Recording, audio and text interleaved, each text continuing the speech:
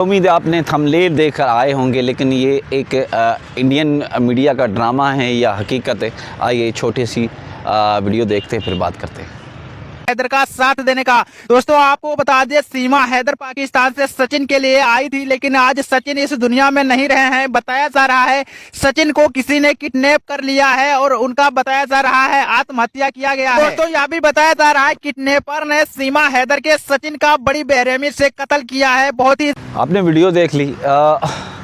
ये video social media पे चल रही थी, तो मैंने सोचा आप भाई बहनों को आगाह कर दूं। क्या वाकई सचिन को अगवा किया गया है या मारा गया है? ये तो आप ही अपने कमेंट्स बॉक्स में राय कीजिएगा। क्या हकीकत है या एक नया इंडियन मीडिया का एक मतलब प्रोपेगेंडा है?